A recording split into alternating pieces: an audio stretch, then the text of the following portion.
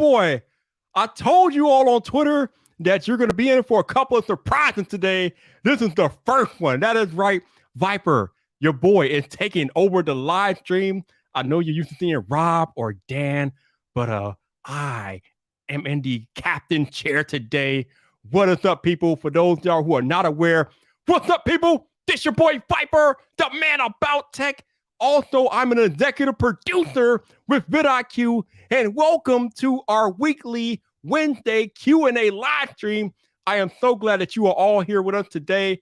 I appreciate y'all being here. We definitely have more surprises in store tonight. What am I saying tonight? Today. But yeah, usually I'm used to live streaming at night. Usually I don't stream during the day, so you have to excuse me. But just so y'all are not too scared and don't hurry up and leave the stream, don't worry, I'm not alone. I'm not alone here today because I am bringing in a co-host. I do have a co-host, so we do have a more familiar face in the building. I got to bring in the man himself, the myth, the legend, the faith of the company. That's right. I have the faith of the company here. Mr. Rob Wilson is in the building. What's up, sir? Hang on. Just whoa, hold on.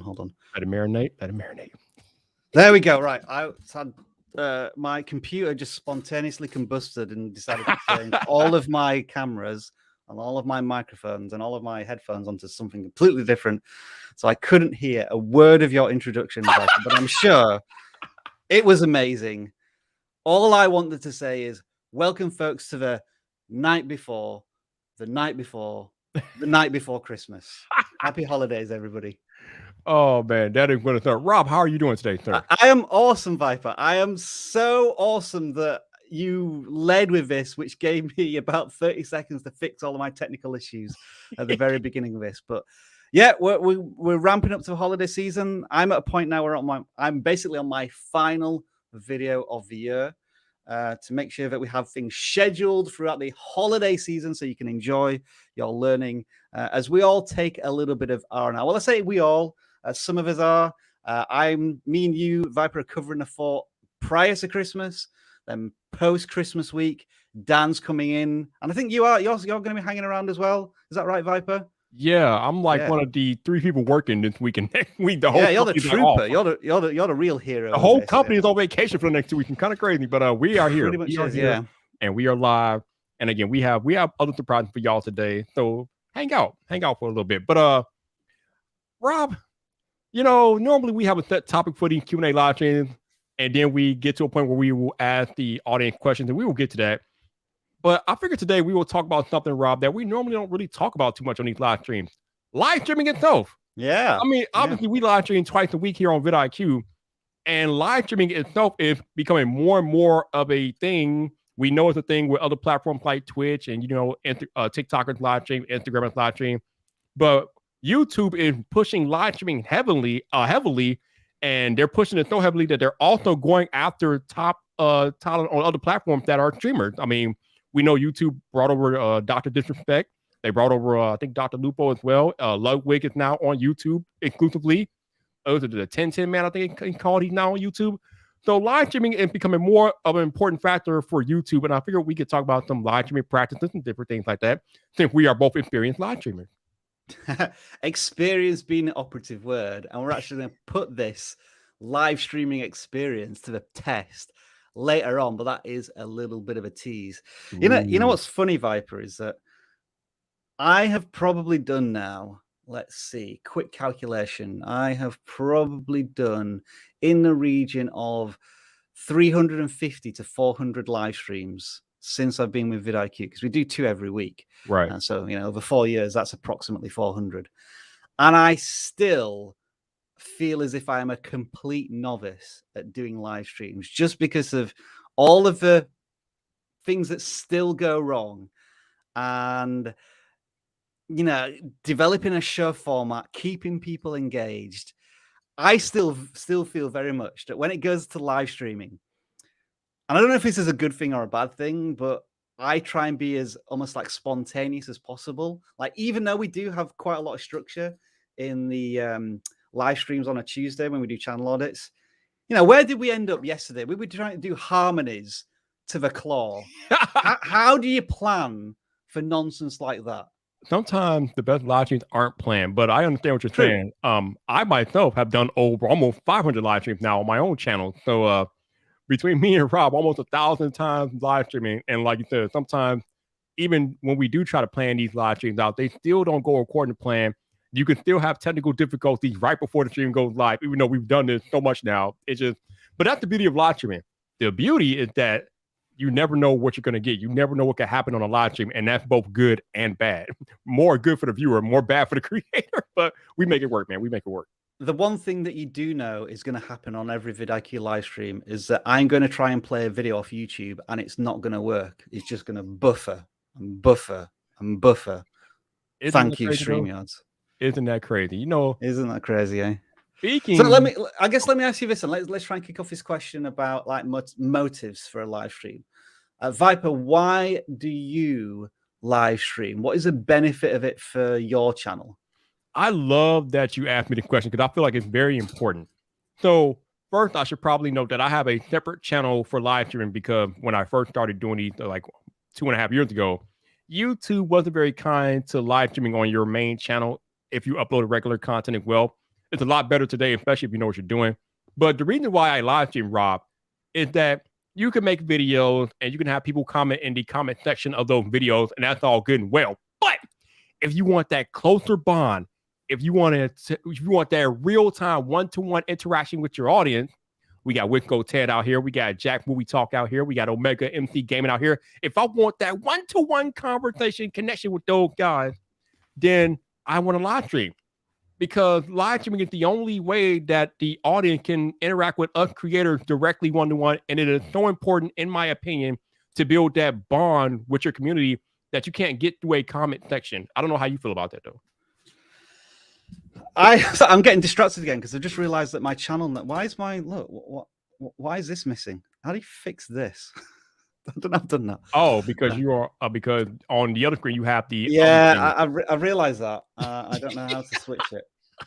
Yeah. Is there any edit name? Here we go. All right. Sorry, folks. I'm just in the middle of my fixes here. Even after 400 lives, Robin's still learning. Right. There we go. Yeah. What was the question?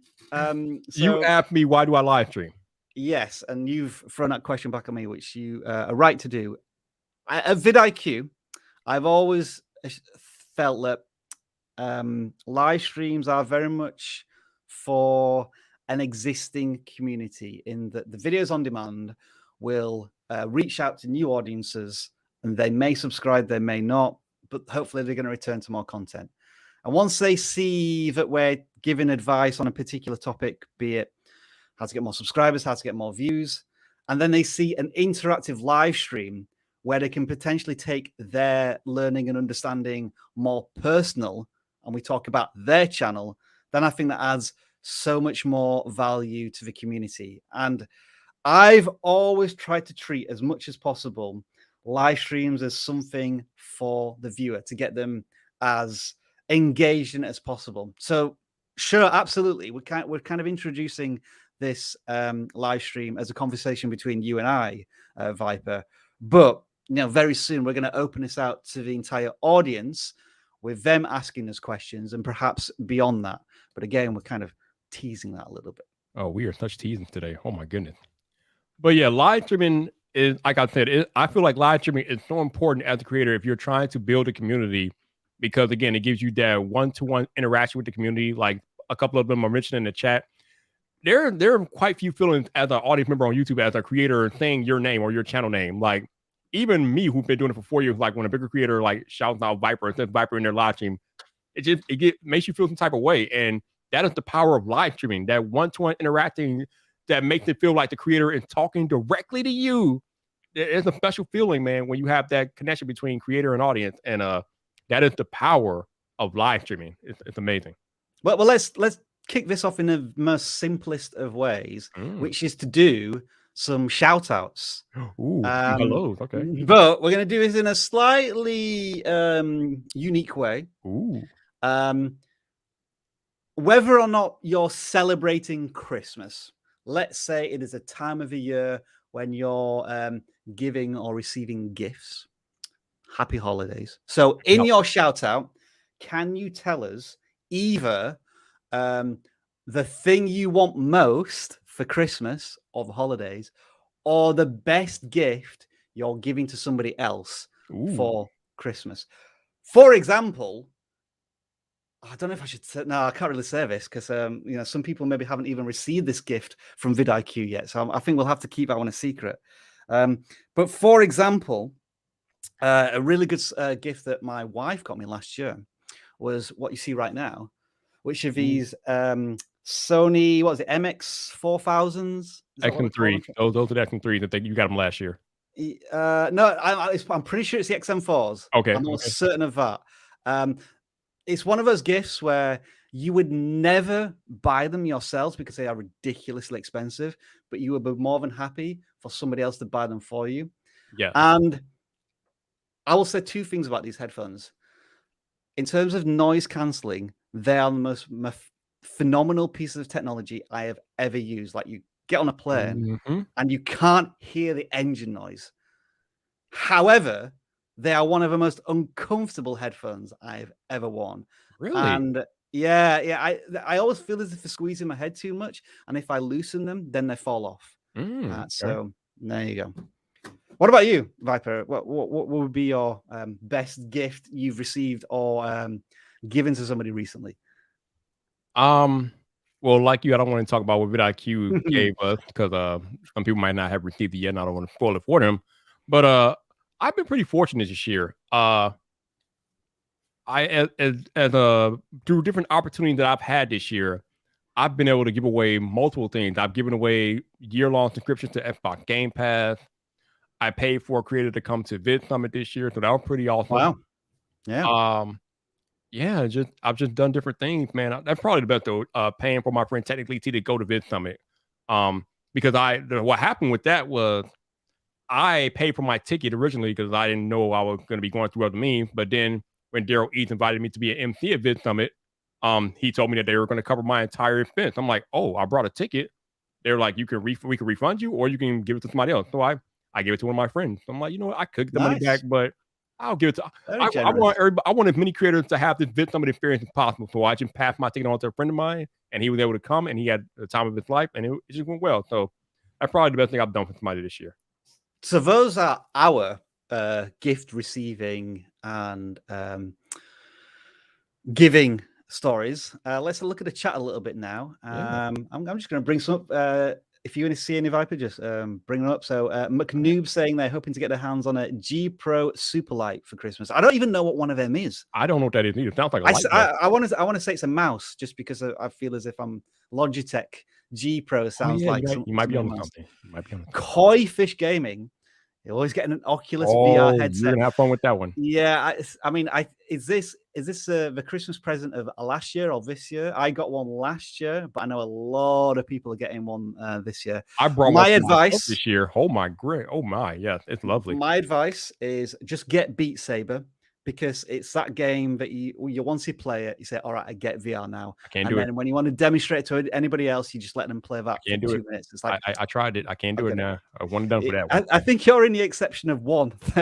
Probably. You're the only person who hasn't enjoyed it. People love that game. Super hot. It's super hot. Good I got that one. That's fun. All right, so if Beat Saber doesn't work for you, then maybe Super Hot, because then you can just pretend you're in. You really could pretend like you're James Bond. It's amazing. In the Matrix. That too. It's all right. Very amazing. What else have we got? We've got some AirPods Pro. Nice. Awesome. Elijah does YouTube. I don't know if we get up in here. Yeah. So John wants to get a Acer 317 Chromebook. Okay, all right. Cool. So I have been a huge fan of Chromebooks for almost a decade now, for pretty much a single reason that it's always on. It's like a tablet. So like you close the lid, you leave it for 24 hours, you come back, you lift open the lid again, and it's exactly where it was, and it doesn't require any boot up. But I fear that the Apple M1 MacBooks have just taken away that huge killer feature. And so the next, I guess, casual portable laptop that I get might be a MacBook M1 as opposed to a Chromebook. You should. They're amazing, my dude. Before we go any further, though, I just want to let you all know watching that we are not doing channel audits today. Correct. If you are here to get your channel audited, I got bad news. You missed that yesterday. We do that every Tuesday on these live streams. So If you are interested in getting your channel audited, just come back next Tuesday and we will be here. Tish, the artist Heaven. I made MSC. I don't know what that means, but you made an MSC. Oh, sorry. Is MSC a person? A channel name? A handmade gift, much more meaningful than something purchased. Very much I agree with that. Something that's priceless, but is made by your fair hands is very much better than. You know what? Viper likes handmade gifts too. My Frappuccino from Starbucks, I love those. Yeah. Those are the best. What else we got here? Trucking Adventures. The best gift I'm giving out is content and Harry Potter stuff to my sister. Oh, yes! Nice. Harry Potter. Actually, if you direct your attention to right behind me, you all, that is a Harry Potter Hogwarts Castle Lego set that I need to build at some point. And then what's on your right-hand side? The other side is a Home Alone Lego set that I'm going to build on Christmas morning. So I'm definitely looking forward to that. So that is about 7,000 pieces of Lego that Viper has to build. Now, here's what I think you should do. I reckon, Viper, if you've not already done this, you should have a live streaming Lego builds channel where you just build all of your Lego, live stream it, and then you just have conversations with people. Like, build with me. See, here's the thing. I realize that we are all content creators and people want to see the things that we're into, but some things that the content creator you just have to have for yourself. And for me, Legos is that, especially because I tend to mess up sometimes and have to backtrack and certain words that are not fit for live stream come out sometime in my mouth when I'm building Legos. So I can't do that. I can't do it. Is it a bit Danny DeVito in Home Alone? It's like, left-handed piece. Certain words that are not fit for a YouTube live stream airways come out when I'm building Legos. So I gotta leave that alone. Clarification here. Thank you, Tish. MSC is your partner, Michael Sean Carter, not a department store in a mall. No. Kind of sounds like that to me. But you're not the first person who said that I should build Legos on live stream. Oh, well, yeah. There you go. There's a lot of channels that do that, though. That's flexing his Lego. Flexing his Lego. Yeah, I got a couple of them. Yeah, I've already reached my Lego limit. The wife allowed me to build 5 sets, and now I'm done. I can't build anymore. Wait a minute. My pride and joy is the Avengers helicarrier, like 3,500 piece set. That is very nice. I would love to bring it in and show you it, but it's so humongous, and I'm worried that I would drop it. Yeah, that would be painful. Yeah. So if you could like build another Lego set, which one would you pick up next? I quite fancied the Batwing. I mean, there's tons actually, Viper. I have that one behind me too. The Batwing. I need to build that. Batwing. Even though I'm not a fan of the team, I would love to build the Old Trafford, the Manchester United football stadium, just because I think it would be a really interesting build. Nice. I think the Titanic one is a little distasteful because doesn't that like split in two as well? Apparently, it's like 9,000 pieces, but it also is. I might be wrong about this. I might be, misremembering. I never thought about it like that, but now that you bring it up, yeah, I can see how you can see how that's distasteful. Yeah. All right, maybe it's it's 100 years old now. The Titanic story and whatnot. But in a 100 years time, would you want to see a Lego release something based off of 9/11? I wouldn't, and so that's how I kind of feel about that. Would literally be the end of Lego as you know it. Yeah, it kind of feels like that.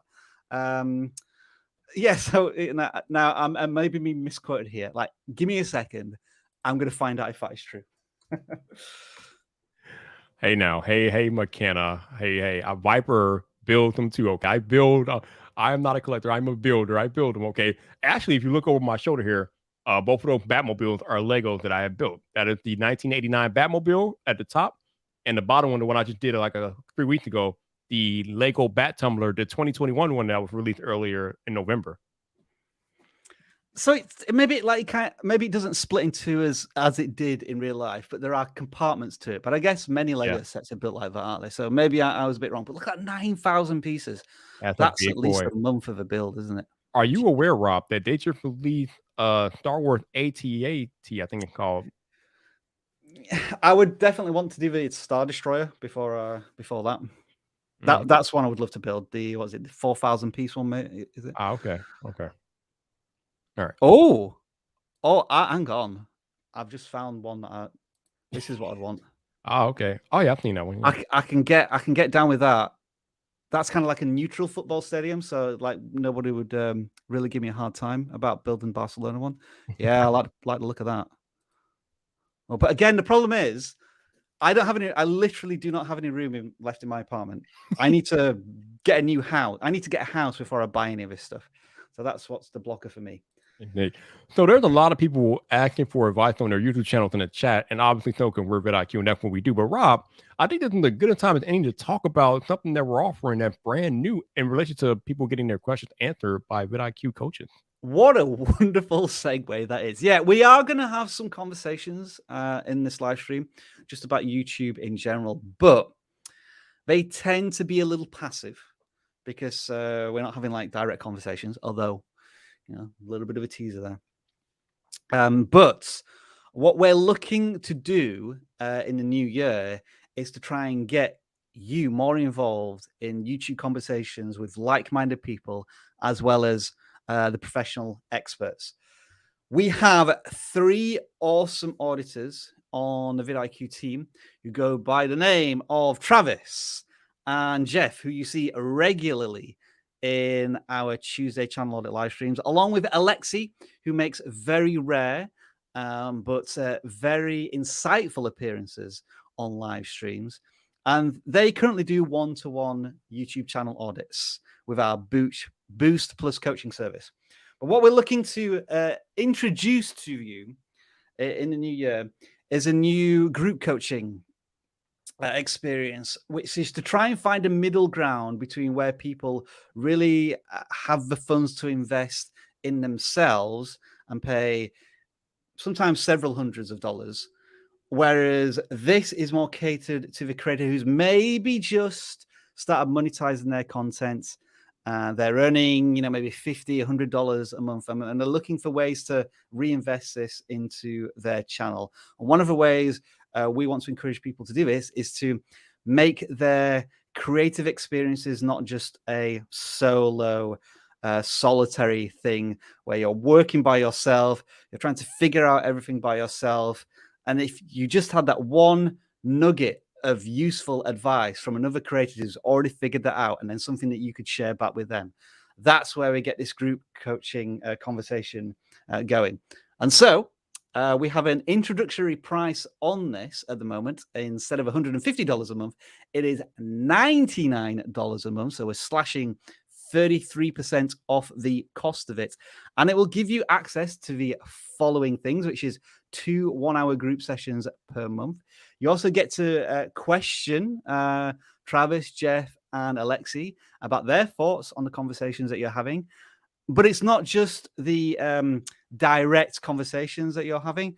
You get access to a private Discord group with all of those members of the group coaching course where you can talk to each other 24/7. And we've seen this at scale with the Discord that we have, where we have, I think it's over 5,000 members right now who are all sharing their knowledges and experiences. But of course, there can be a lot of noise in there.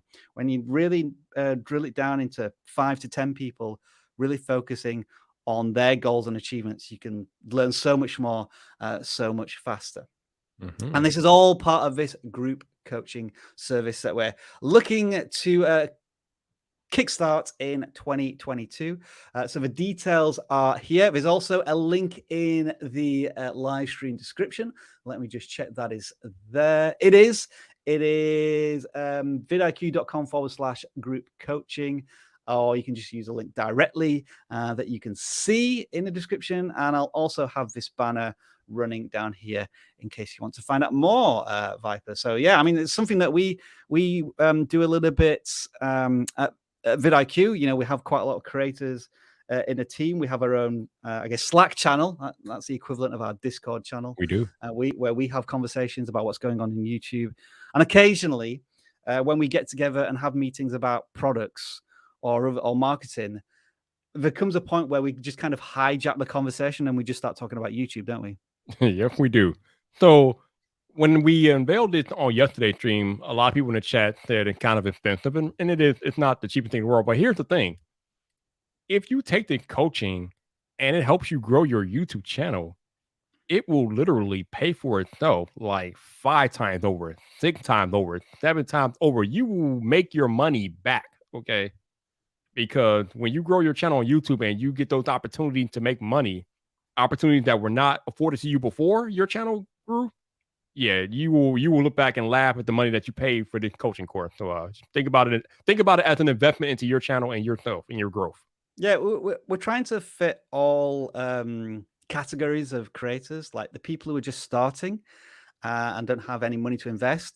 Well, you've got the YouTube channel, you've got these live streams, you've got all of the free tools at vidIQ.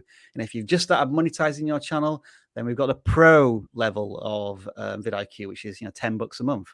Then we've got the boost level where you may be starting to make money from affiliate deals. You're making hundreds of dollars a month, which allows you to invest it back in there. And if we, as you say, depending on how seriously you want to take it, it's almost like you're buying, I'm not going to say a shortcut, but you're buying really valuable time with like-minded creators and people who have spent many years and made many hundreds, if not thousands of videos, gaining that experience, looking to hopefully share it with you in these courses. So yeah, do make sure to check it out if you're interested. And not just any creators, people that are doing it. Jeff has 70,000 subscribers on YouTube. Travis has 100,000. I don't know if Alexi has a channel, but well, Alexi is here. Alexi is a man, the myth, the legend. He in previous lives has had channels which have had hundreds of thousands of subscribers. There you go. Millions of views. He is very well versed, especially in like channel management and that type of thing. So you are in good hands if you take up the coaching with either Alexi, Travis, or Jeff. You are in definitely good hands. But I told you all at the beginning of the stream today that there were going to be some surprises in store. Now, this is interesting because I actually came up with this idea in a meeting that we had a few months ago, and I kind of forgot about it. But Rob kind of brought it back to the forefront today. So what we want to do today is actually randomly invite some of you to join us on stream. Right. It does make us a little nervous, but we love you all so much, and we love that you guys support us week after week. And what we do would not be possible without you. So we wanted to give you all in the chat today a chance to come join us live and chat with us on stream. So what I'm going to do at this point is I'm going to change participation mode so that only people who can comment on the live stream are subscribers. Okay.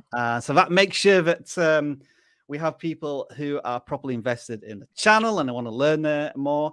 And once we've done that, then we'll reveal the secret word that's going to allow people to potentially join this live stream and have a conversation with us. Yeah. So I'm turning it on now, which means that if you subscribe within 1 minute, you should then be able to post a comment.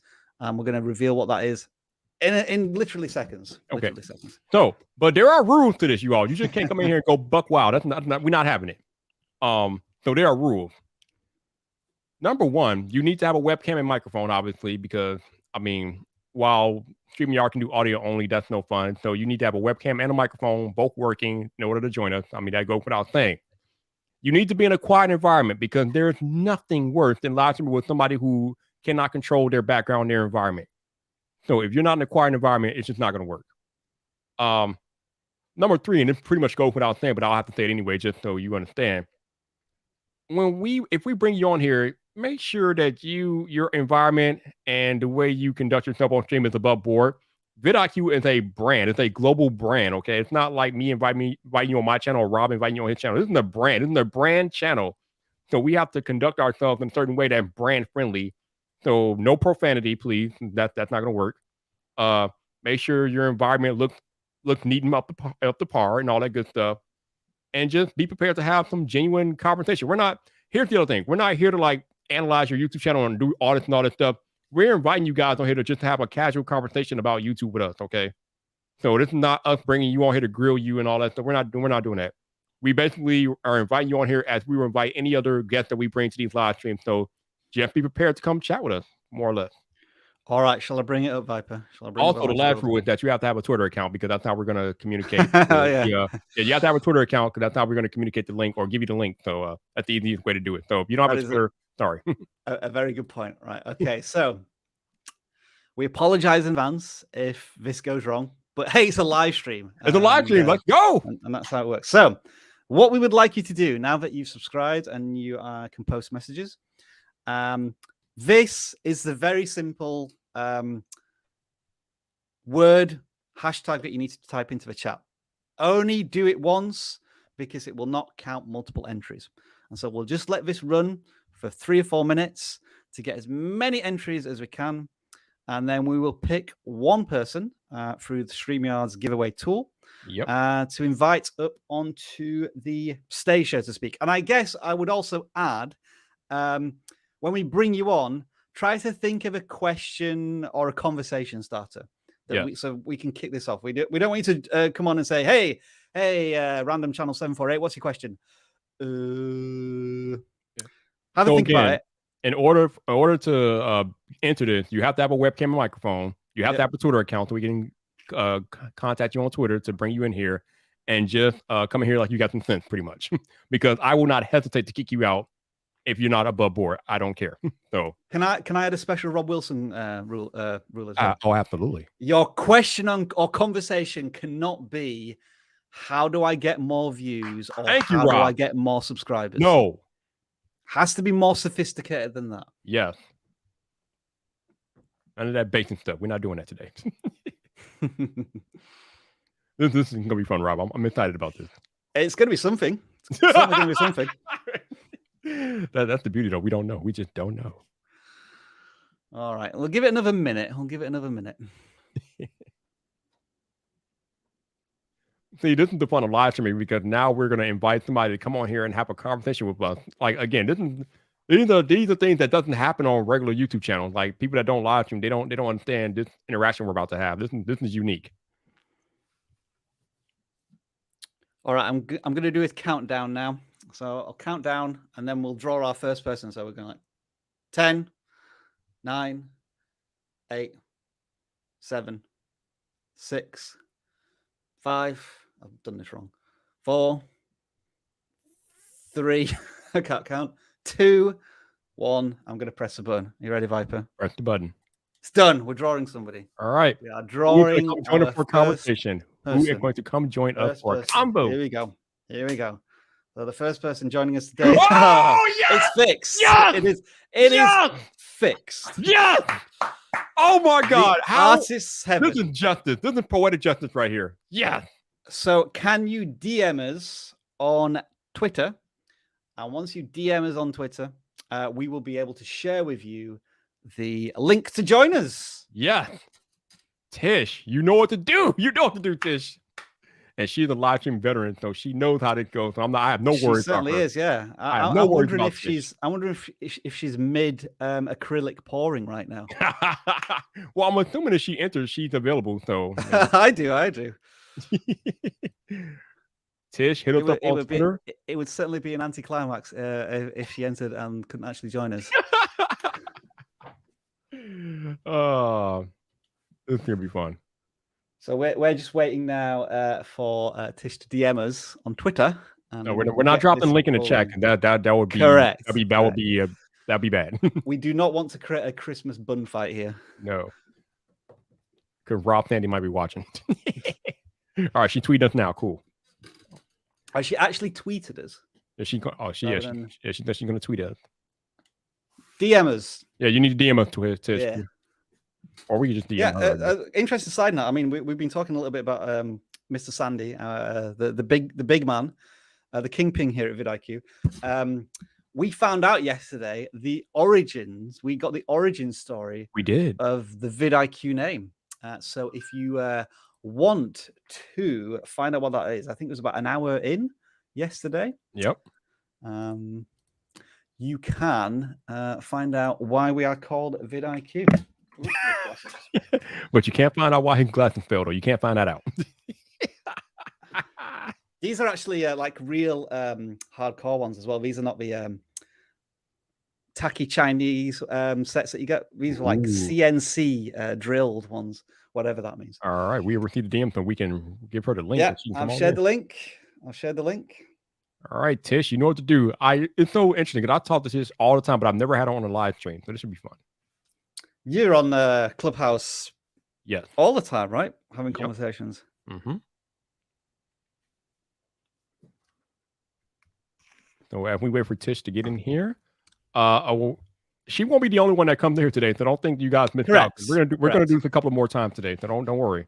Yeah, keep don't keep putting in hashtag vidIQ. But if I share the screen again, we have the 39 entrants recorded here. I can just draw it again. Yeah, and we will be bringing in someone else. Whether they'll be on at the same time, it's entirely up to. I think we might want to do it. We might want to do it later on. We might want to do it again just in case more people come in later on. Oh, well, we can remind them. We can just tell them. Yeah, because it's still going to record. Yeah, it's still recording new entries at this point. All right, Tish, come on in. Where are you? Where are you? Where are you? Speaking of, did you all know that we are 3 days away from Christmas? So I hope you got all your Christmas shopping done. Because if you're just starting now, good luck. Holy crap! For those of y'all who celebrate that type of thing, just saying. And if you don't celebrate Christmas, happy holidays to you. I know everybody has their own thing that they do. So just enjoy your time. Have fun with your loved ones. Stay safe out there because we know what's happening in the world. So stay safe. What else is happening here? Rob still has not found a proper place for the million subscriber button. Just chilling over there. I think this is the confirmed place now. We have incoming, Rob. We have incoming. All right, you all. It is time to bring in a personal friend of the channel. We got to bring in the artist Haven, Miss Tish. Hello, ma'am. How are you? Hello. Sorry, I was not prepared. You answered the content. What do you mean you're not here? Hang on. I've got like we got the background noise. There we go. There we go. Sorry, I was actually on my phone moderating, which was actually kind of interesting. So I had to turn on my computer. There we go. So I just first off want to thank vidIQ and Rob and all y'all over there for doing this every week. And doing the live streams. I mean, you guys are the ones that gave me the courage to live stream 2 years ago. And in the course of those 2 years, I've live streamed, I think it's over 600 times now, just on my channel. So yeah, this is normally you only get to see these. You don't get to see this. So, but and if anybody's out there and thinks, oh, well, your channel's not that big, that's because I live streamed only on my channel. So I very rarely do edited content, but I still do an individual thumbnail. I still do the tags and title and SEO. And I had one of the live streams that I have has over 9,000 views on it because it's a search. It's search friendly. So you can build a channel using live streams if you're dedicated and devoted and willing to do the work. That's what's up.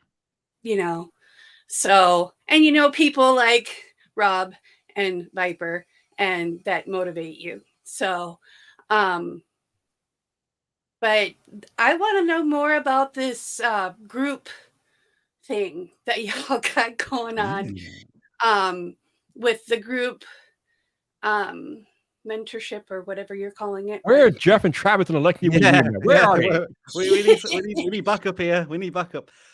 Yeah, I hang on, I gotta move this a little bit. There we go. My lighting is set up for overhead cameras, so I apologize for my you're fine. You are fine. You have perfect conditions. You are good. Yeah, zero shadows. That's good. So to my understanding, they're going to set up group coaching, I guess, with all three of them, I guess, at the same time. And they're going to have a group of people that they select. And it's going to be like a live stream that we're doing here now, only going to be more intimate because there'll be less people. Everyone is going to have a chance to get their questions answered and their channels analyzed and all that good stuff. And it's just going to be like that. Now, it won't be at the attendance the one-to-one coaching sessions that we offer, but you still get to talk to these dudes directly and get questions answered about your channel and tips and tricks on things that you can do that relate to your individual channel. So, Okay, cool. Yeah, no, I have actually helped other channels from what I've learned on vidIQ, but I'm always wanting to learn more and further my knowledge base so I can help others in the artist realm, because we're all tech challenged, man. Yeah. Well, So here's the thing, Tish. Like, I think people who are going to be joining these conversations are going to be people just like yourself who have a tremendous amount of passion for their craft and a dedication and a commitment to grow an audience around it, and incredible experiences in certain aspects of content creation. Like, you've just told us that you've live streamed 600 times, so that's more than me. It sounds like it's on a similar number to Viper. So other people in that conversation will probably be asking you, so I'm going to ask you this now: if there is one thing, like one critical element of a live stream that makes a live stream work, what would you say that is?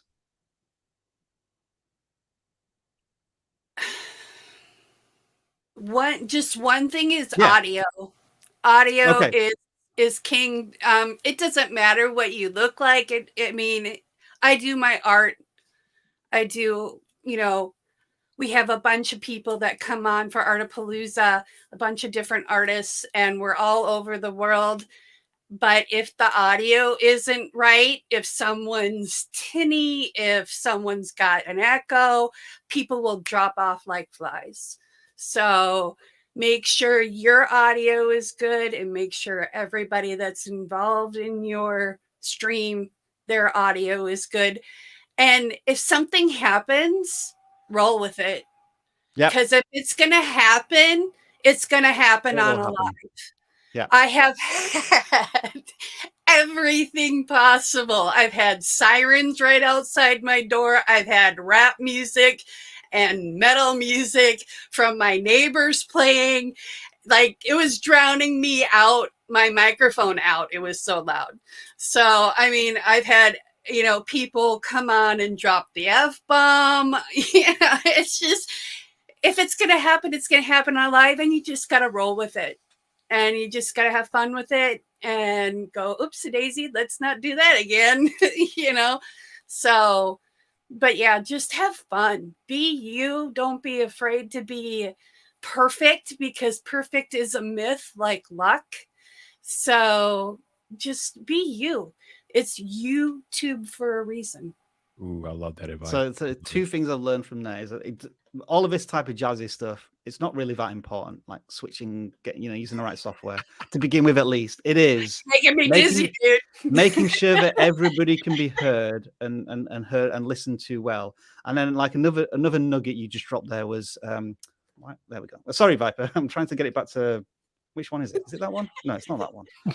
See, I don't know how to use this thing. Which button is it? No, it's not that one. You want me How to do do I get just everybody on screen? You want me to do it? Do you want me to do it? That one. There you go. I've forgotten what you said now, Trish. I'm trying to remember what it was, Tish. It was She just be was you. it perfection is a myth like luck. That's kind of something that's stuck in my head a little bit there. That it's about doing the reps. It's about being dreadful the first time, but being you're gonna be horrific, and no one's few gonna steps show better up. next time. Yeah, no one's gonna show up. And if you get one person, that's cool. You got one more than I did on my first it's a conversation, live stream. isn't it? Yeah. My boyfriend at the time didn't even show up for my first live stream. So I told y'all before, if nobody's watching the first few times, that's okay. That's your practice session. Yeah, it's practice. That's practice, that's isn't practice. it? That's the time that you know what? good. You don't want people there your first time. Because you're gonna be stuttering and stammering and yeah, that's what you'll be doing a lot of, because you get nervous. I got nervous coming on here. I get nervous going on my friend Andy's channel. We did a little YouTube channel review thing over on his channel, taking our knowledge and sharing it with others. And I got nervous. I get nervous before every live stream, but you learn to like bottle it up and turn it into positive. So, What yeah, you just, mean you got nervous? How many times do you talk to me a week? What do you mean you got nervous? I get nervous when I go on Clubhouse. That's why I don't come on. Do you not get nervous, Viper? Because every time I press the go live button, I get that moment of nerves and sometimes excitement. And I've heard it said that if you don't get those nerves and you don't get excited and there isn't that feeling of trepidation, then you're not doing it right, or your heart's not in it. No, I've live streamed enough where I don't get nervous. I'll tell you when I did get nervous. All right. I got nervous when I got briefly nervous when I had the mic at Vid Summit when I was about to introduce Christina Smallhorn, because that was the first time I ever did anything like that in my life. And I got nervous briefly there, and I got over it. Nerves of steel. From You're Viper. just cute, cool as a cucumber. Yeah. Try to be. I get nervous, going to the grocery store. It's like, are these people gonna leave me alone? But no, live streaming is so much fun. It's addictive. Like I suck at editing, and I am be the first person to say that I hate it. And so I just went with the live stream thing. I did 6 live streams a week. Sometimes 7. A couple of years ago, I did 3 live streams on Christmas Eve and Christmas Day, both, because I didn't have any family. All my family was online. So we just got together and made art. And so, you learn to love it. And either you love it or you hate it, but once you love it forever. It's like a child. So I feel, Tish, as you shared some of your knowledge and experience, and we've gained something from it. So now it's your turn to ask us something. What conversation would you like to start on YouTube, as long as it's not about how to get more views and subscribers? I think my struggle right now is finding that sweet spot to edit for. Like, I know it's like, how long should my video be is what everybody asks, right? But I guess I was always taught as a young woman growing up that you put on your outfit and you do your hair and your makeup and you do all the things, and then you turn around real fast in the mirror, and the first thing that you see goes. So you're not overdone. What's a trick that we can maybe take away to know that our video isn't overdone? It's not too long, it's not too short, but just right. Other than audience retention, because a lot of my edited videos are like 65% viewer retention, but they only have like 150 views. Well, you do realize you're asking this question to somebody who's wearing a Christmas hat and Fug Life glasses, and also a person who looks like he's wearing sunglasses indoors. I'm wearing a beanie. And you're wearing a beanie with some very colorful headphones. These are my gadget casts. We are all professionals. We are all professionals up here. So to answer your question, though, I watch my video multiple times before I export it. And if I catch myself repeating myself, if I say something that I said earlier, if I say it again, I usually cut that out. As far as how long the video needs to be, it needs to be as long as it needs to be. Right. The one thing I always say is that if you're watching your video back and you come to a part of the video where you're bored, that might be something you might want to cut out or reshoot or do something like that. Because if you can't watch your content, why the hell would anybody else watch your content? Or how would you expect anybody else to watch your content if you can't watch your content? So just watch your video maybe 1 or 2 times before you hit the upload button or before you export it, just to make sure it's content that you yourself can tolerate. And I think that's a good way to be. I'm really wrestling with this actually at the moment, because I've been experimenting a little bit over the last 2 or 3 months with intentionally making shorter videos on the vidIQ channel, which were about, I'd say, 4 to 5, 6 minutes long, with the intention of having a really strong call to action as an end screen to push them onto the next video. And while it did succeed in getting a small percentage of people to move on to the next video, and it did increase my audience retention, it went from like between 35-40% to above 50%, which is what I was gunning for.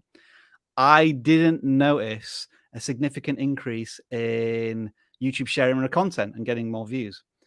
So for the last couple of videos, I've almost intentionally gone the opposite way, whereby instead of really editing tightly and trimming everything out, I've actually been almost going into an insane amount of detail on these topics. Like the video that I published on Monday, which was something like 7 things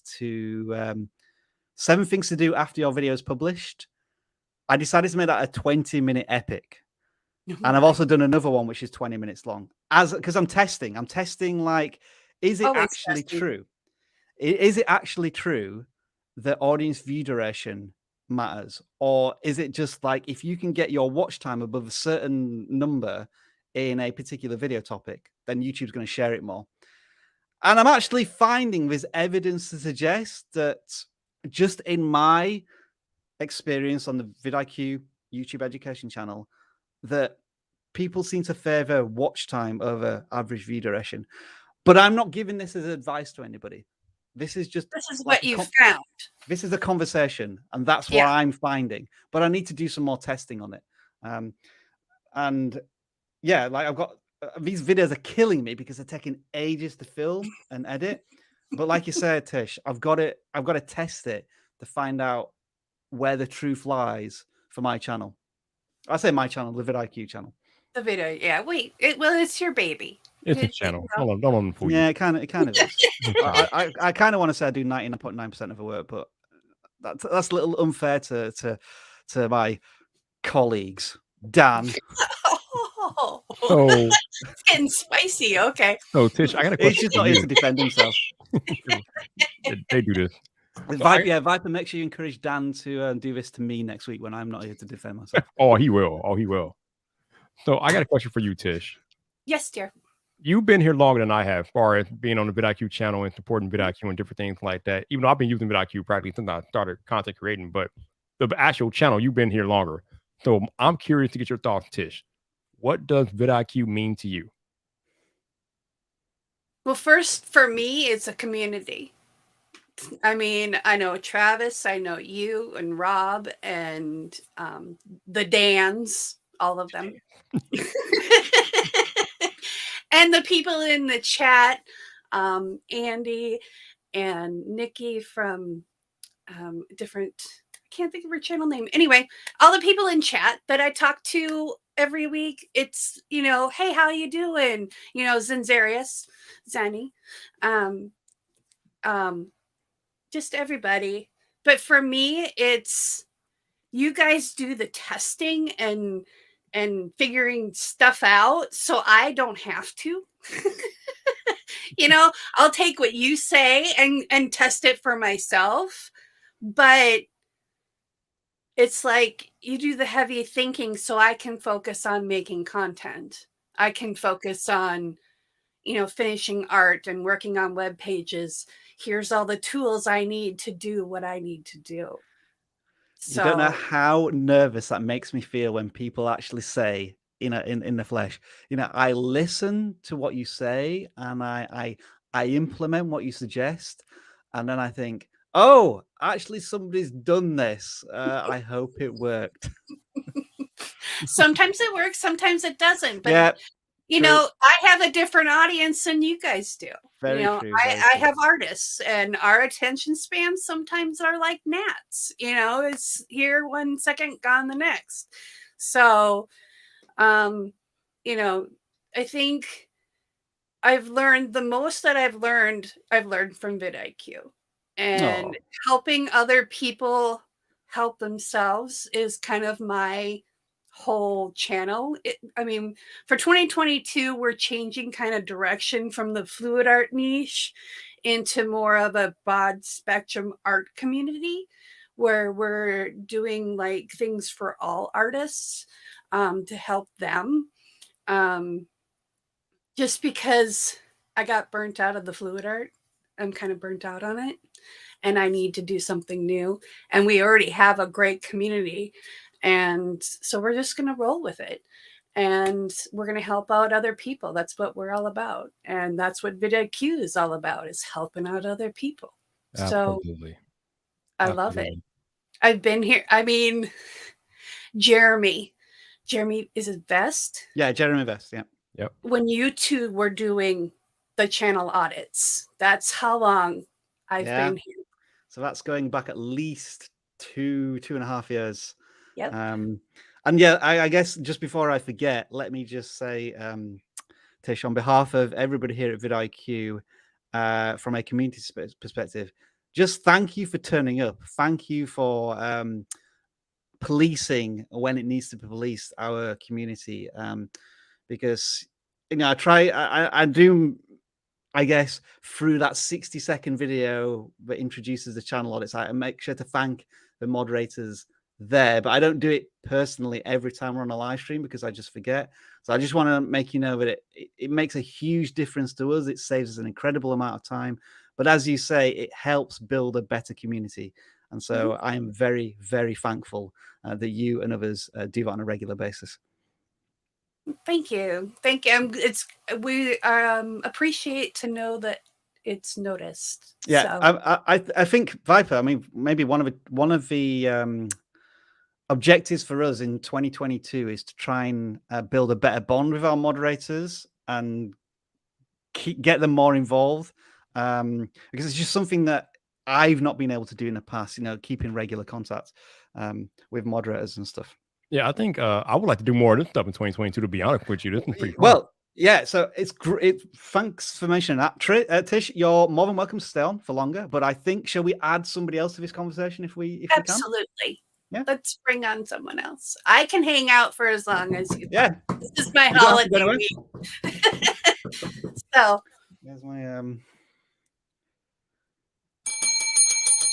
All right. So Valve gun. I think we might have to redo that because we didn't tell people what's going on. For the people that are just arrived, Rob, they have no idea what's happening here. well, we can. All right, so we're gonna do this again. All right, you all. So what we're doing today is we are bringing actual audience members into the show, like Tish, to talk to us directly. There are rules, though, for those of y'all who just arrived. Rule number one, you have to have a webcam and a working microphone because we're not doing audio only today. Obviously, we're all on camera, so you have to be on camera too. Number two, I need you in a quiet environment. There is nothing worse than live streaming with somebody who's not in a quiet environment. I need you in a quiet environment. Number three, make sure your environment is clean, not too messy and things like that. This is a brand account. This is a brand live stream, so we have to be brand friendly. No profanity at all. So that goes without saying. You also have to have a Twitter account because that's how we're going to give you the link to come into the show. So if you don't have a Twitter account, don't enter because we're not doing the runaround today. We're trying to do this real quick. So if you have all those things, I guess try typing in hashtag vidIQ again and we'll redraw. We need to invite this person on there, right? Yeah, I think so. I mean, we can if he or she tweets you, DMs you, I think we should do it. So Valgun, you've got 2 minutes to send us a DM on Twitter, or we'll redraw. I actually had to fire up my computer because I hadn't fired up my computer. This is my off week, and I was actually inside. I'm in my studio, so. And you said no mess. I'm like, dude, did you look? That's not mess. That's you're fine. Creation in progress. Yeah, it's not messy. Yes. Yeah. All right, he has about a minute to DM us. If he doesn't, we're gonna move on and redraw. Yes. 60 seconds. So if this is your name on the screen here, we need you to DM us on at vidIQ on Twitter. I don't know. Maybe should we because maybe this person's left the live stream. Maybe I need to reset the number. I don't think I can still tag them, so they're still in the vicinity. Oh, are they? But yeah, if he doesn't reply in a minute, then we're moving on.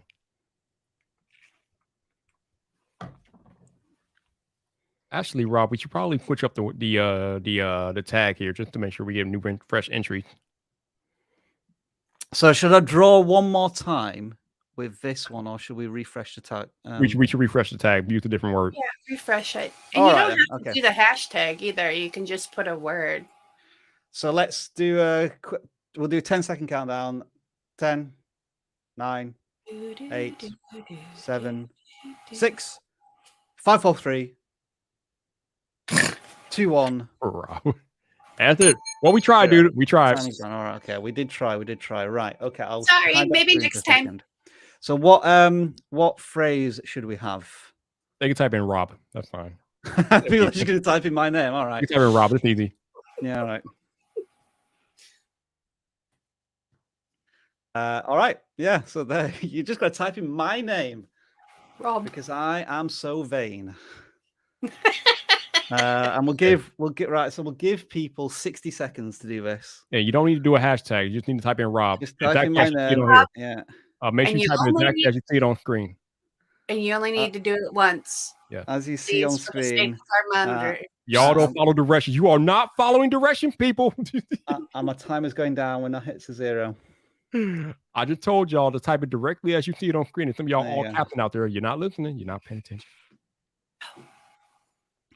Remember, you need a webcam and a working microphone, a clean environment, and you need a Twitter account. If you don't have these things, look at everybody loves me. Right, they all want to talk All to of Rob. these Robs everywhere. They want to talk to Rob. It's a world of Rob. Right. All the Robs. And the So- Bobs. so There's a couple Vipers- of Bobs. Don't Right type now, Viper is not going to work. Don't type Viper. What you typing Viper for? Don't type me. It may do. But Bob is not going to work either. I was just to say, Bob's not going to work. I think y'all trolling. Bob Y'all, don't live here. y'all out here trolling. Look cute though. Uncle Bob. Y'all out here trolling. All right, time's All right, up. Rob, I'm gonna let's hit do the a draw. button. Here we go. All right. Who else is coming to talk to us today? Who else is coming? What do we got I'm here? excited. It's I a know it is. giveaway without a giveaway. This is exciting. This is very exciting. Sorry, I'm The Jack Vegan. All right. All right, the Jacked Vegan. All right, sir. We need you to DM us on Twitter at vidIQ. Just hide it. There we go. DM us on Twitter at vidIQ, and we will Send get us you a the DM, link. and we will invite you on board, sir Sure. or madam. Right, I need to remove. I'm sharing my screen twice. How have I managed to do that? Is that right? You're talented. Oh no, I know why. It's okay.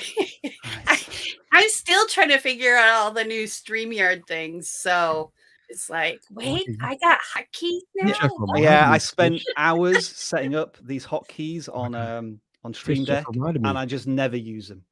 I always forget to press buttons. But there- there- We are. Buttons are the fun part. Come on, the Jacked Vegan. Oh, look at Viper's got the whole Got the first one. virtual background. Got me all fancy out here. Ooh. So how have you done that through StreamYards? Is that That's a plugged new in feature they after- unveiled a couple of weeks ago. Oh, You do really? virtual backgrounds. Yep. Oh. Yeah. Yeah. Oh, and MSC is Michael Sean Carter. That's my partner. Just so you know, Rob, because you were asking earlier. Yeah, we brought But it up. he was playing. It made me think because he was playing on our live stream with the virtual background. He had the whole old school Star Trek thing behind him. The bridge. Yeah. All right. It was really good. It was really, I was like, whoa, dude. All right. Has the Jack Vegan DM'd us yet? Nothing here yet. All right. You got 30 seconds, my dude. I Yeah, don't know. 30 seconds. I'm not sure what part of the rules y'all don't understand. You have to have a Twitter account to do this. Like, Yeah. what's Have wrong, your people? Twitter open, y'all. What are we doing? What are we Be doing here? pro. No, I'm not understanding The this. vidIQ DM is open. Oh, here he is. Here he is. I've got him. All right, him. cool. All right. All right. Did you send that link? I didn't say anything. No. Must have been Dan H. It's Dan H following. Somebody was quick to send him the Oh, link. yeah, Dan H is on it. He's always on it. All right. Shout out to Dan. What's up, Dan? How you doing, man? Yo, Dan H. All right, let me get this out of He here. told me everything I need to know about how the NFL trade works when we were at our strategy days. I'm sorry. Because I wanted to, because like I come from a a world where there's transfer fees and whatnot, and I don't really understand how draft picks work, and so he Now he knows. explained it to me. All right, you all. We are going to bring in our friend, the Jacked Vegan. What's up, man? How you doing? Hello. Hiya, Rob, Viper. Hiya, Even. Been good, man. Welcome to the stream, dude. Thank you, thank you. Does Thank this you very mean you much. are a Tottenham Hotspur fan? Yeah, I am actually. Yeah, so you spot the Yeah? shirt in the back. Yeah, there, this side. Yeah. How do you think the rest of the season is going to go with Conte? Oh well, I don't know. I don't know because of what's going on at the moment. I don't know if games are going to go on, but True. I hope the best for Tottenham and anyone else that watches football. Yeah, I hope everyone stays safe. Yeah, I sorry if I went a little off topic there. It's just whenever I see football shirts, I always think back to the UK and football, and I could watch it on a regular basis and have conversations. And these days, it's lacrosse, ice hockey, or CFL. So, yeah, football conversations are not part of my life. So I always try to have a quick query on how different teams are doing. Daniel, appreciate your name. What's up? So, Mr. Jack Vegan, we are asking people to have like a conversation starter when they come in here. So, what is it that you would like to talk to us about today? Yeah, so specifically, my question is going to be on doubling down. So, I've found like some content that I find my viewers and new viewers seem to resonate with. So I kind of did like a double niching thing for a bit, but one thing particular, that content seems to be spreading and being pushed even more. So my question is like, how hard do I double down? Do I only like literally do that topic, or like how much variation and testing do I still do, or do I literally only fully double down on that one specific kind of content? That is a fantastic question, and I'm pretty sure you'll get a slightly different answer from everybody. Indeed. And does that mean I'm supposed to go first? You got the channel pulled up. So I'm gonna let you rock with it. Go ahead, All Rob. right. So, well, no, I'm just trying. I'm trying to look at it in the background. So, my answer to this, but this is purely my personal answer to this, is that I would go all in, full on, become the de facto authority on whatever that particular specific thing is on YouTube. But that comes from experience. When I was first making a tech channel, I was doing all sorts of stuff about reviews on technology, speakers, tablets, apps, etc., etc. But there was this one video I made about how to record your iPhone screen. Very specific. You would only think that you'd need one video solution on that. But it kept getting me evergreen traffic. And so what I decided to do at one point is say, okay, let's just experiment. Let's pivot. Let's just focus only on that particular question and answer it as many ways as I can with as many different variations on that topic. And you would think, how many videos can you make on how to record your iPhone screen? And the answer from my perspective was about 150, because I was looking at different apps that could do it. I was looking at the struggles on how Apple made it difficult to do at the time, the specific bugs in terms of audio for that particular thing. So every time I was making a new video on it, I was learning more about it. Now, I obviously with Jack Vegan, I don't know exactly what the thing is that's really blowing up on your channel, but I would be considering how, at least in the pitch of a video to the audience, like how I can look at that topic in many different angles. But then once somebody's inside of a content and you've provided the value that you've promised in that particular question, you are allowed to introduce other aspects of what you want to talk about within that video as well. And then in terms of like the general question of how much should I be going all in on a particular thing, I would still allow myself, again, personally, 20% experimentation. So like, let's say you make 4 videos on that particular thing. If you want to make something that's a little out there on a different topic, but somehow related, then I would give yourself creative license to do that. But again, I'm just sharing my personal experiences on that. I wouldn't say that's necessarily a hardcore YouTube piece of advice. And what I would say to you is that it largely depends on you, man. Is it content that you feel like you can make over and over again and not get burned out? If that's the case, then hell yes, double down. If you feel like you can't sustain constantly making content about the same thing over and over again, then I will continue to make that content, but then allow yourself to make other content that you enjoy making a little bit more, just so you can mix it up a little bit, but still focus on whatever it is that's blowing up the channel, because obviously you're getting traffic and that's what people are coming to the channel for. But at the same time, you don't want to burn yourself out if it's not content that you are passionate about making over and over again. What's the thing that's really popping then? That was going to be my question. Yeah, it's a bit hard to nail down specifically, but it's so basically I do bodyweight training, which is called calisthenics. Yeah. And there's this one move everyone it basically trains for months and months, almost years, to try and obtain. And then I was able to get it recently, and then I've just been doing content to try and help people get various moves. But that one move, that seems to resonate with people a lot. And then maybe one or two other particular kinds of moves as well. Yeah. Is it this like what looks to be like almost like an inverted? It's like it's like a plank, but your feet come off the floor. It's called a planche. And it's it requires a lot of strength, and it takes quite a lot of training to get there. But you can start from literally scratch and work your way up step by step. So I kind of do content to try and help people train for it, and kind of get people there. But that specifically, people really like to watch that. But there's loads of things with calisthenics, but that kind of content is what people seem to like. But I did do one other video which is similar, but people also like that one. So I'm trying to see how far I can kind of spread myself, or how much I should just keep to the planche.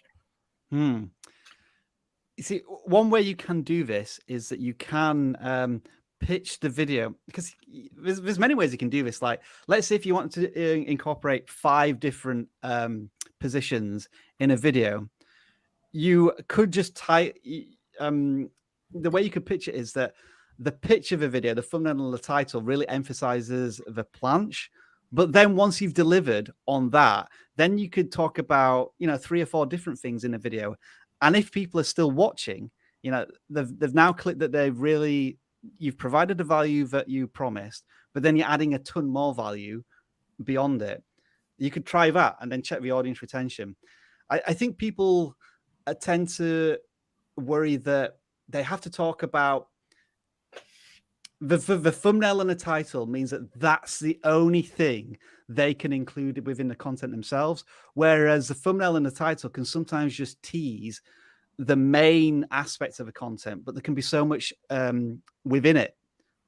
Like, for example, and I'm just making this up on the spot. By the way, the thumbnails are phenomenal, by the way. I think that's another reason why they're getting clicked on. Really, really strong. The fact that you show the position, it's like showing almost like the perfect position of this thing in the thumbnail, and then also trying to emphasize motion. You're on point with all of this stuff, which is brilliant. But I'm thinking that you could have a thumbnail that really focuses on the planche, but also you could have an L-sit handstand included in the video, and like a push-up included in the video itself. You're just not necessarily showing them that in the thumbnail or the title. Yeah. Okay, that makes sense. Yeah. You seem to have success with that. Like, it seems like an advanced move. Yeah. Maybe you can reverse engineer it and do a beginner's move, because there's no way on God's green earth that I could be able to do that. Yeah. So maybe, branch off for someone who's, new to this kind of thing, and bring them into your fold and say, okay, we've got, don't freak, we got beginner stuff too. So, that's where I got a lot of my viewers, is from people who are just starting with art and stuff. So that's something you might want to branch out off of that.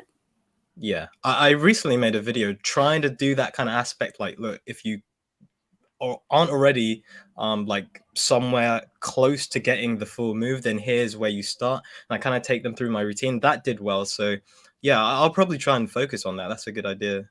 And maybe title it as like beginner arm work or something like that, because I wouldn't know as a beginner what that move is called.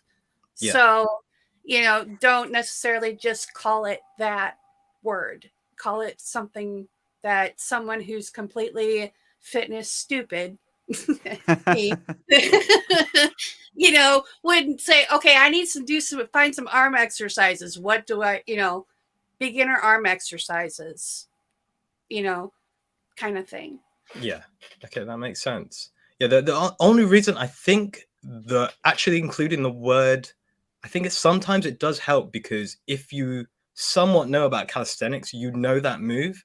Yeah. And I think it kind of signals this is, if you're into it anyway, if you're into calisthenics, then it kind of signals to you, oh, like I know this is for me if you're really into calisthenics.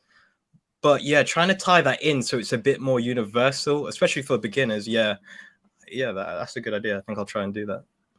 I'm just trying to see. It almost turned into a channel audit here, but I'm just trying to see if there is a theme with your titling that really clicks. Because I just noticed, but it's pretty anecdotal at this point, that when you say this calisthenic, I can never pronounce that. Well, I don't know. People say it differently, so pretty much say it how you say it. This really cool thing. When you start with that, these two videos popped quite well. You know, 12,000 views and 4,000 views. I'm wondering if you could almost start every title with this calisthenics routine or body weight. And the reason I say that is because there is this tech channel that does. Who is it now, Viper?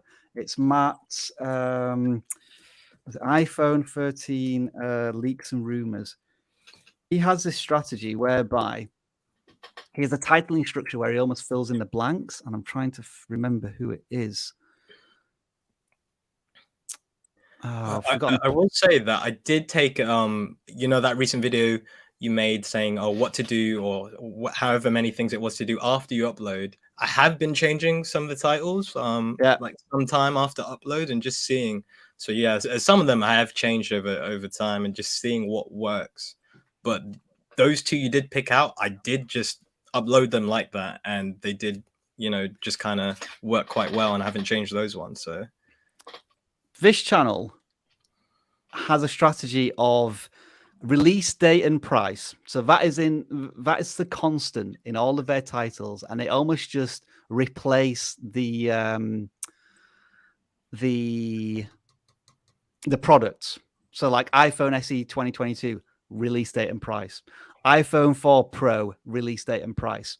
So what I'm thinking you could potentially try here is your titles always start with this calisthenics, this, and then like it's so those. I'm pointing at it. Nobody can see me. Hang on. Let me just, I'm pointing at the screen, and yeah, and hang on. Let me draw it. You probably know where I'm going with this already, but like every single one of your videos starts with this title, and then you complete the rest, you know, with whatever action you're taking. That's something that I would experiment with. Okay. You don't think that would get a little too samey and people are just like, I don't know. The only way to find out is test. I would say no, because the first thing they're always going to see is your thumbnail.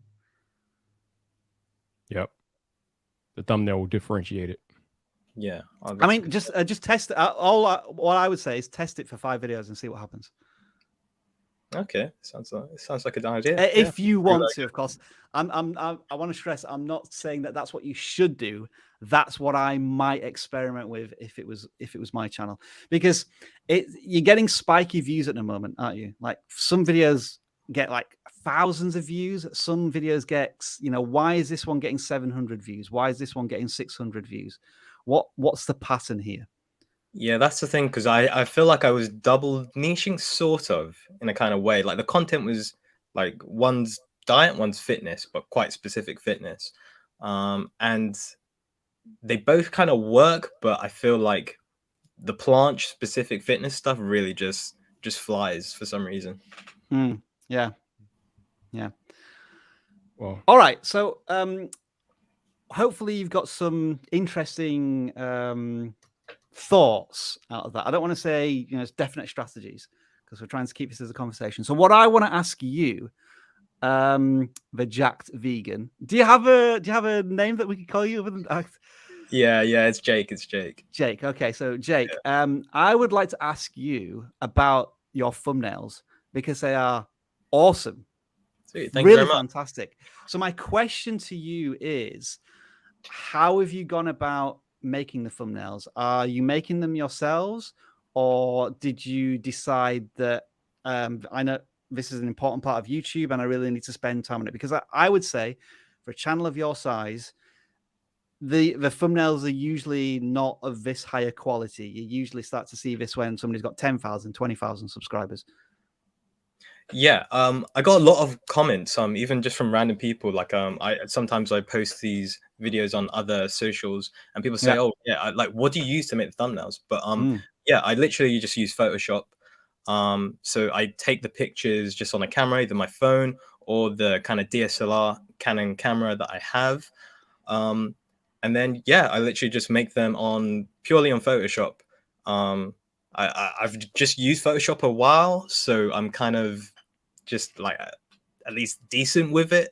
And I just try and keep to a similar theme, and just kind of make it obvious. And I spend at least here we go. This is what I want to know. At least like 1-2 hours, maybe a bit more, on the thumbnail and then the title as well. I'll think about it for a decent amount of time, at least like 40 minutes, just typing up, changing it, and then changing the text on the thumbnail to work with the title. So you see, even from like my first video, like the thumbnail was at least, it started to match already. So I was always spending time on the thumbnail, and then I started to get better at the titles. But yeah, I literally use Photoshop, but I spend a lot of time, and I planned the thumbnail and the title beforehand. But then even after I've made the video, I'll keep switching it until I settle on something. Jeff will be punching the air that you said that you plan your thumbnail and title beforehand. So yeah, hopefully, Jake, you've been able to share some of your knowledge and experience with other creators who are not sure what they should be doing at this point.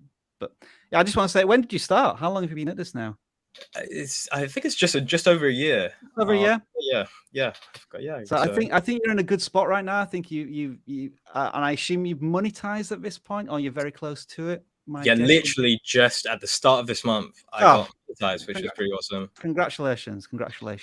But I would be thinking at this point, if you haven't already, your channel is prime for things like affiliate links and brand deals, stuff way beyond AdSense. Just looking at some of you're talking about some products here, like protein shakers are there and meals. So I'll be also looking at that maybe in 2022 as to how to start turning this into a bit more of a business if you haven't already. Yeah. I haven't at the moment, but yeah, definitely things to think about. So yeah, if anyone knows of anything I should be looking at, or if anyone needs help, just try and message me and try and find me. Any thoughts on experimenting with shorts, or do you have like a TikTok account? Do you try and turn any of this 15 to 20 minute pieces of content into something that you can demonstrate in 15 to 30 seconds? Yeah, I thought about shorts, but I kind of wasn't sure, because I kind of prefer making the longer content myself. And if I was going to do shorts, I'd want to like specifically plan it for shorts, rather than turn the long content into a short. Good idea.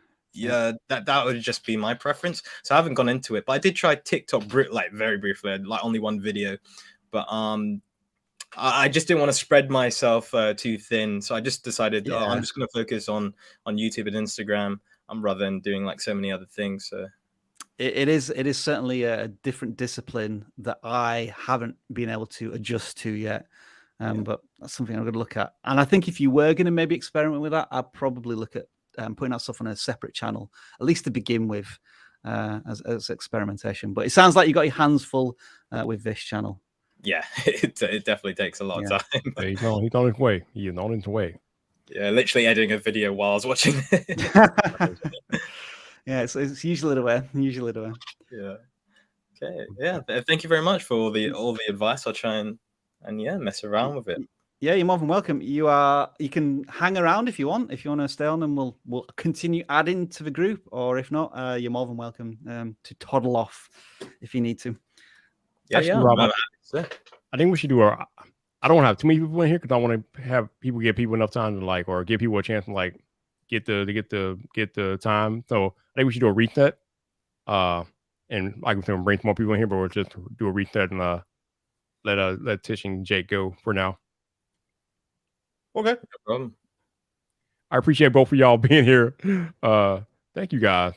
We will definitely catch you all in the chat and different things like that. Appreciate y'all being here. So thank you. Thanks very much. Thanks for the advice. Happy holidays. Happy holidays. Happy holiday. So, if we're going to do a reset, then should we do a new word to type in? Yeah. Of course. And I see a lot of y'all in the chat saying, why not Instagram? It's just that Twitter is the easy thing for us to grab and go. So, I mean, if we do this again, we'll probably try to integrate Instagram next time. But for today, we're just doing Twitter. Should we do Viper this time?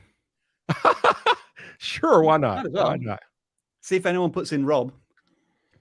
All right. So for those of y'all who are new here and wondering what is going on, we, as you guys see, we are inviting people on to talk to us on stream today. If you want to be on stream, as you see people doing in the chat, you want to type in Viper as it's seen on screen here. But there are rules. Rules are you got to have a webcam, a working webcam and microphone, no audio only stuff today. We're not doing that. Obviously, you need to be in a quiet environment. Live streaming with people in a noisy environment is just no. We're not doing that today. And no profanity, of course. Make sure your environment is nice, clean, and nothing like not brand friendly in the background and different things like that. And yes, to today, you have to have a Twitter account so we can reach out and give you the link. So I know too many Y's there. Yeah, that's not gonna work, Zelda. That's not gonna work. But yes, for today, you have to have a Twitter account. I know some of y'all not too happy about that, but for today, you need a Twitter account so we can contact you all directly. But no, you're just not getting this 100%, Zelda. It's not sinking in. I think Zelda's trolling us. That's all. But yeah, if you want to come on and talk to us, just type in Viper as you see it up here, and we will pick one of you all to join us randomly. And while we wait, what else is going on? So, Rob, you have any big plans for the holiday? What do you got going on this weekend? Anything? Well, my wife and I were intending to travel to Victoria, which is on Vancouver Island. But given the state of the world right now and restrictions are coming in place, we may be sucking that off, which means that I will be playing the rest of Halo Infinite single player campaign. Ooh, nice. I think for the rest of the holidays. Nice. What about yourself? Well, as I told you earlier, I'm going to be starting my Home Alone Lego set on Christmas morning. Oh, yeah. I'm going to be doing. Yeah. And I'm going to be watching the movie Home Alone as I'm doing that. So that should be fun.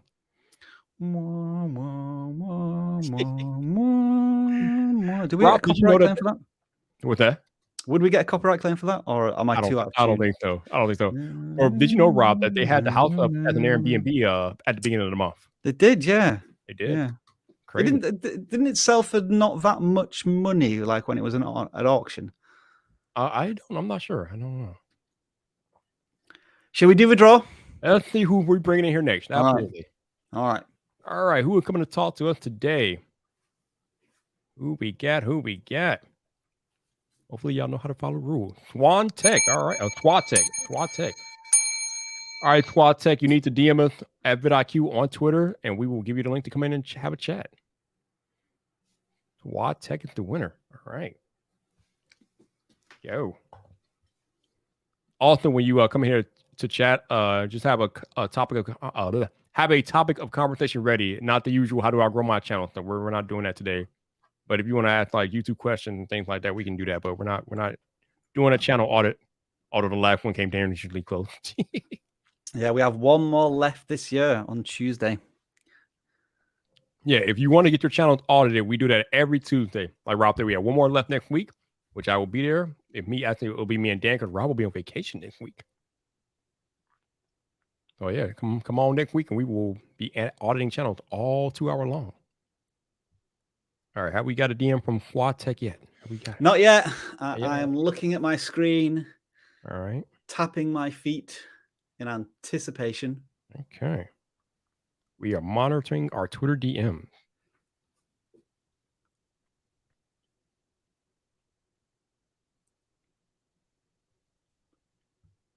Hmm. 2022. 2022 should be a fun year. Are you I going think to it's travel gonna to all the? I mean, obviously depending on what events we travel to as a company. Are you going to travel to all the events like VidCon, VidSummit next year, Rob? That's always the plan. Indeed. It's just very, very unusual circumstances which did not allow me to travel to VidSummit. Just a way of the world, really. But yeah, usually I'm at most of them. Usually, I'm usually asked to speak at quite a few of them. Okay. All And right. I'm a bit rusty on that now. I don't think I've done one for 2 years. I think the last one I spoke at was VidCon Europe. And that would have been February 2020. So yeah, nearly 2 years. All right, Quad Tech. If you have not DM'd us yet, you got about 60 seconds, my dude. Yeah. Or Time's a please. ticking. Yeah, we're Time not. is a ticking. We are on a schedule here, people. So we do pull your name. We got to go. Get about 45 seconds before we redraw. If we pick you, you need to send us a DM on Twitter at vidIQ so we can give you the link. And if you don't do it within like a minute or two, we're moving on to the next person. Fair play to one person who just sent us a DM saying, I didn't get picked, but I'm just saying hello. So hello. Hello. Appreciate you all being here. Love y'all, but I don't know why you enter and don't be ready to rock and roll when we pick you. Yeah. Should we draw again? Let's draw again. Yeah. This is like the learning experience of live stream conversations. We're going to have to tweak this a little bit to try and figure out how to get people who know what they need to do and how to join. So I thought I'm pretty clear, but I don't know. All right, NYL Casual Gaming. I need you to tweet us at vidIQ, DM us at vidIQ on Twitter. Yeah, please do that. Preferably sooner rather than later. Yeah. We're on the clock. We're out of here soon. Yeah, we're I want the doctor's over. We're on vacation, so y'all need to hurry up. I've got a dog to walk. I've got lunch to have. I've got a video I need to finish. All right, I got work to do, man. Y'all gotta come on with this. Go. NYL Casual Gaming. We need you to DM us on Twitter at vidIQ. Just going back to that, yeah. I'm tempted. I'm really tempted. Treat yourself, Rob. Just pull the trigger, man. Go ahead, pull the trigger, dude. A little coach do it. there. Do it. You know how lovely Legos are. Yeah, it's nice. It's nice. Very nice. Oops, that's a wrong one. But hey, remember we've got group coaching going on. Now that's a segue right there, y'all. Yeah. Well, it is a bit of a segue because the conversations that we were having with Jake and Tish there was just 4 people. I feel as if it was a bit stunted because we're doing a live stream and it's the first time we've met each other, so the conversation wasn't flowing necessarily, but there was still golden nuggets of information in that conversation. And when you get like 4 or 5, 5 or 6 people in a room and talking about it hardcore for an hour, and that's our only focus, I think there would just be so much value to gain from it.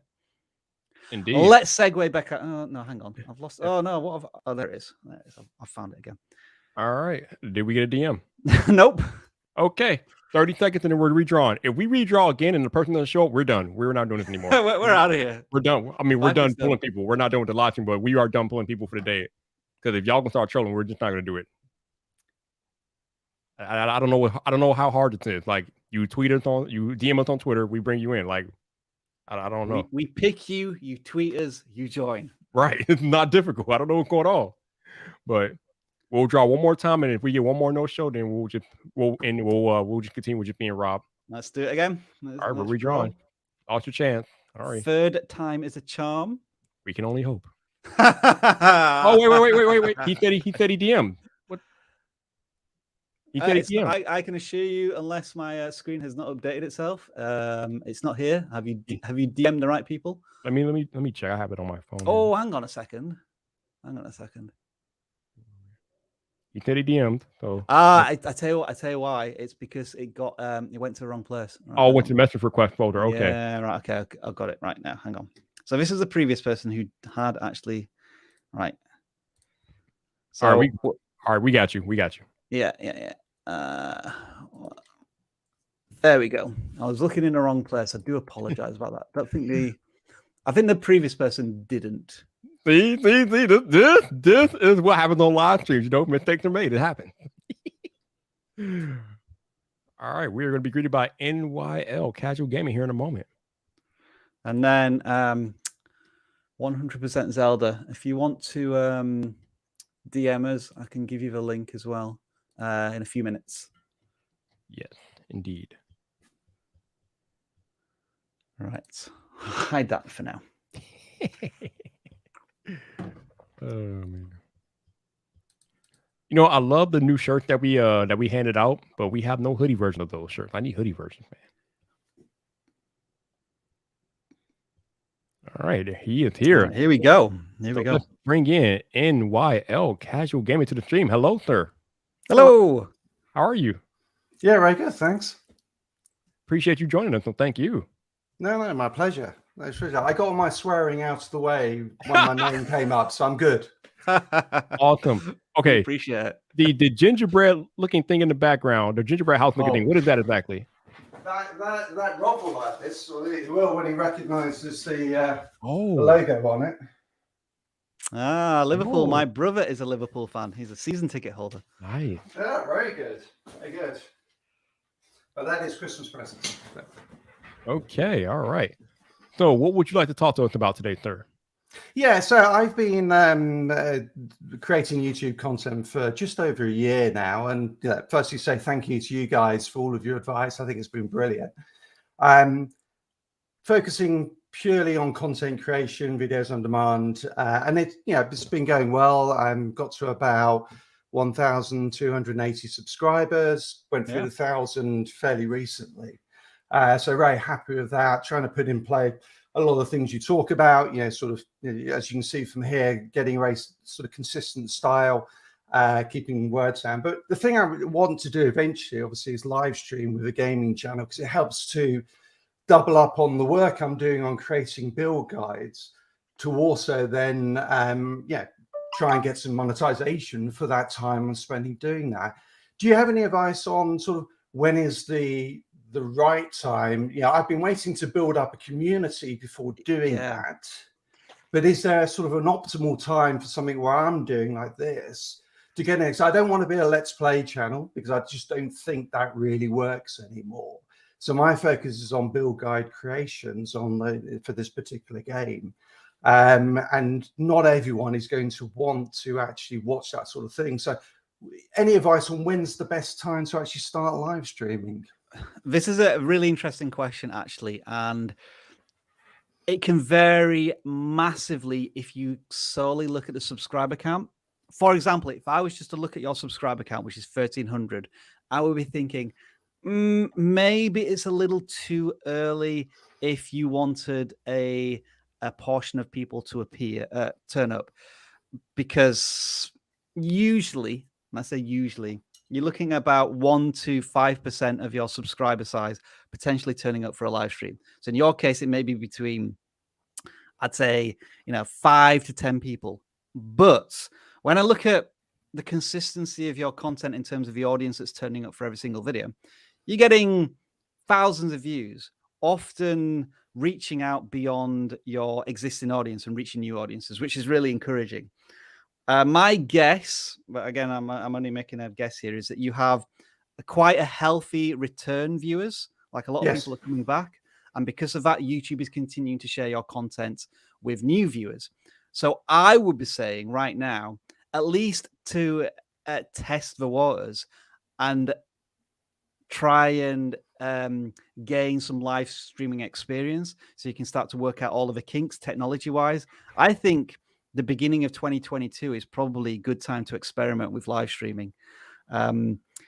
How well planned you want to do that is another question, because do you want to do something where you're just interacting with your audience as almost like a community live stream, or do you want to have a bit more structure where it's almost like you're doing as you say, a build guide, but you're just doing it live, which so that there's a lot of structure to it, but then you may be taking questions after, a dedicated part of a live stream, or you're taking questions a little more spontaneously. I think the format is probably what you need to think about there. Yeah. And how long these live streams are going to be, because your videos tend to be quite tight. They're less than 10 minutes in all cases. Does that mean you want to maybe experiment first with a 30-minute live stream, or something like, where you are doing it for 1 hour, 2 hours? Yeah, absolutely. I mean, funny enough, on the length of the videos, I did start out longer, and I think that's probably how everyone does, because you're just not as focused on exactly, okay, what's the message, keeping it really concise. And over time, I've got shorter and shorter because I tried to be very, very punchy and get the audience retention up. And actually, I mean, it's worked. I think pretty much all of my stuff now is in that 40 to 60% range. Yeah. The click-through rates are doing well at the moment. They start off at around sort of 15%, drop down to around the 10%, and only after quite a period of time drop below that. So I think it's working. But yeah, I mean, so I'm used to doing longer form content, but for the moment, focusing on these sort of shorter ones here, just to get that attention, try and find new watchers as well, who may be more inclined to actually click on a shorter video rather than investing in a longer one. Here's a question I want to ask you, and let's just talk about stereotypes here, because when we first came across NYL Casual Gaming, I thought we were going to be joined by somebody who was maybe in their teenage years, not more of a let's call you a wise. You're calling me old? Stage. I'm not saying anything like that, because you have hair, I do not. Well, you got so more hair. My question is, do you know what your target audience is, or do you know what your typical viewer is in terms of? Yeah, I mean, that's why the name of the channel is Casual, because it's people like me, people who are not brilliant at video games. When you tend to watch a lot of these channels, the top people, I don't know, MTashed or True Vanguard on Destiny channels, stuff like that, they're really, really good. And they do things that I will never be able to do. So what I always wanted to be focused on was people like me, people who couldn't always put that much time in. Your time is valuable. Maybe you can do 6 or 7 hours a week, maybe 10 hours a week at the most of gaming. So you're okay, but you're not brilliant. And trying to provide them with sort of, in this case, all these sort of build guides on how to get better in an efficient way and do it quickly and make the most of their time with the games. And find out, so I mean, it's really focused on that. And typically, when you look at my actual profile demographics on the ages, you'll talk the 25 to 34 is still the highest. But actually, I have people who are 65 plus who watch my channel. And that's sort of, I'm looking at going, okay, that's my core. It's the people who probably have kids who are like, I can only do 5 hours a week. I haven't got time to work out what's the best way of doing that.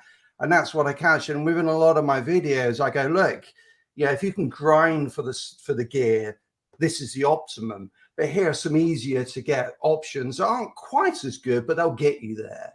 So it gives them that opportunity to play and enjoy the games. So I think that's what you need to take into account if you decide to do live streaming.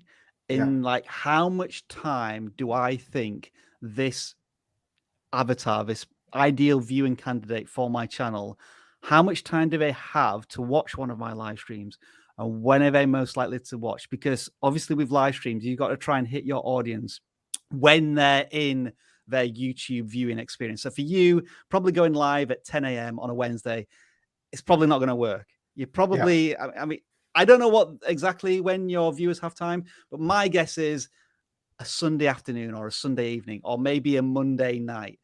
You really got to try and think about timing, because you're going to get most of the views from a live stream at that time, unless you then really edit the live stream down afterwards, so it turns into something that has video on demand qualities after that. Yeah, no, absolutely. I mean, interesting. Quite a bit of my graphics come from Europe, which actually makes it easier for me, because I can hit them if they're playing, once the kids have gone in bed, mid-afternoon here. I'm in New York. Another Oh, cool. British person who fled the country. Yeah, and so I can actually stream, say, at 3 o'clock, and then hit the people who are watching at 8 o'clock after they got the kids in bed or whatever. So yeah. And then I think another one, but this is just general live streaming advice. I think you gotta break through that glass ceiling and just do it, just to see what happens. If anybody turns up, how easy it is for you to live stream your game whilst you're also actually live streaming, because there may be technical challenges there, or even if you just want to, the one thing you might want to do is live stream, but do an unlisted or a private live stream to get the technological kinks out of the way first. Yeah, I think from my perspective, I would say that your channel is perfectly aligned right now to start experimenting with live streams. The format, how you deliver it, I think that's what you're going to figure out as you do it. And if you were going to ask me, how many times should you live stream? I would say once a week, maybe once every 2 weeks, once a fortnight. That sounds great. Yep. It looks like you're on your way, man. Good thumbnails. Looks like you know what you want. Yeah, you're going after. So yeah, really good foundations. I mean, it looks like you're covering a bit of a niche here in terms of Outriders. I tried Outriders, and I think I got about 30, 40 hours of the way through. And then all of a sudden, the learning curve or the difficulty curve just shot right up, and it just frustrated me too much to the point where I'm done with this. I've grinded enough. I have what I think are good weapons, and now I'm just getting absolutely obliterated by one or two big bosses, and so I just abandoned it. Yeah, no, I agree. It's that sort of game. You can get through the campaign pretty easily. When you get into what is the current end game, the difficulty ramps up, and if you don't understand how you're building your character and what you're trying to do, you will get stuck. Yeah, and that's what I focus on is all the different builds. Now with the recent patch that came out, New Horizon, it came out, when was it, probably about a month ago or something like that. It's made it a lot easier, is the good news. So they buffed a lot of things, they took away some of the things, and they made it things like the transmog within the game is probably the best transmog in any looter shooter ever. And make sort of some of the big games like Destiny 2 look really, really poor. So it's got some really good things now. And I think it's definitely worth going back to now, because all the bugs have been pretty much ironed out. But yeah, you need to understand, how does my character work? What is the build I'm trying to do? And therefore, how do I need to actually mod the gear and weapons to get it to work properly? No doubt. All right, Rob, I think it's time to bring in 100% Zelda. All righty. Okay, so I will send him a link, and I guess I should pre-warn everybody that I have certain opinions about Zelda Breath of the Wild, which are highly controversial. And this is a channel that has essentially built their audience and their content through Breath of the Wild. So maybe I should take a back seat and allow others to talk about it. Too funny. Too funny. It's just boring. It's a boring game. Oh, and the learning curve's stupid. Oh my! Why can I like all of a sudden come across a boss that kills me with one swipe? You didn't, and I'm not gonna run around finding 10 chickens to win a side quest. I ain't got time. While we wait for 100% Zelda, appreciate all of y'all being here today, and appreciate all of you all who have actually joined us in the chat. Thank you. Again, we're still working out how we're going to do this in the future, but for those of y'all who are here and participating today, thank you. Thank you for being here. We definitely appreciate you all. So thanks for making the time for us.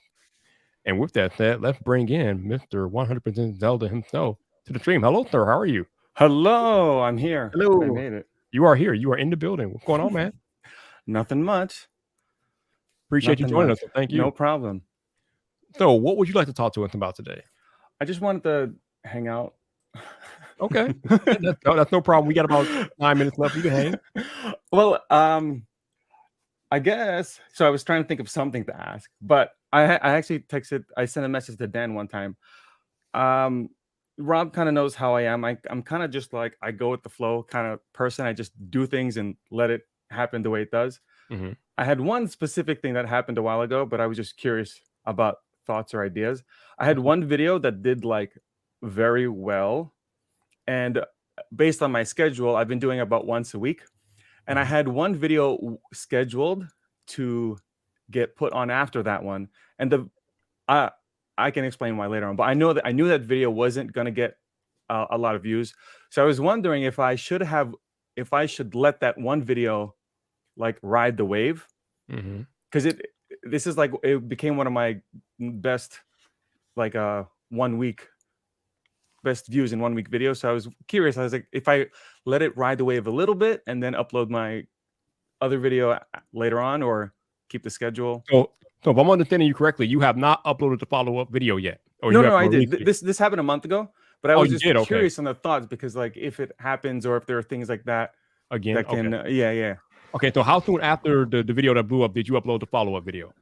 So I let it ride the wave, and then the views went down. So I'm like, okay, now is a good time to put that other video. Are we talking about this? Yes. So a video that got well, we It don't know was how many one- videos. It was 176 in 6 days. So then I was Right. waiting, and I was waiting till day 7, and I already knew Yeah. this video because I mean I don't have time like I did last year during COVID. So I was like, this is the video I got next. Yeah. I'm already starting to do different other Zelda games.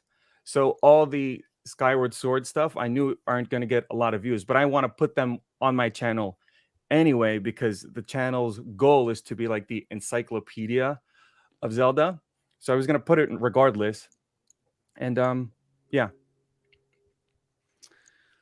This is tricky. I was more like curious on what you're thinking. So, yeah.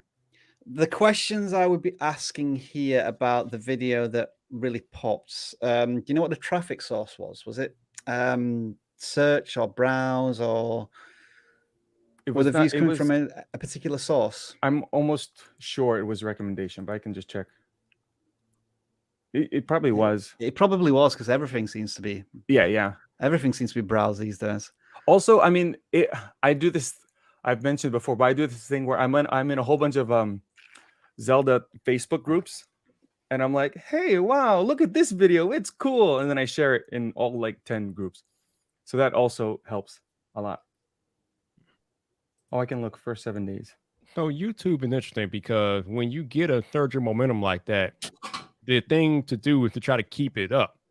But like you said, you want to give that video room to breathe, but you also want to take advantage of the momentum that it's generating by uploading your next piece of content so it can ride that similar wave of momentum. The question becomes, how long before you should upload the follow-up video? Because you don't want to wait until the momentum dies and then upload the follow-up video. Then you lost your chance. Your moment's gone. So the question then becomes, how long is long enough while you still have the momentum, but you're not impeding on that video's success before you upload the next piece of video that you're going to upload? Yeah. I think there's also a question here of viewer intent versus creator intent, because the video that you released afterwards, I guess there's a couple of challenges with it. First of all, it's a different game, so it's not the same Zelda that you're talking about in the 16-minute one. The format looks as if it's very different. It's this is how to defeat a very particular enemy in a different. So how to beat a very particular enemy in a different game versus a more holistic how to find many things in another game. So you've changed the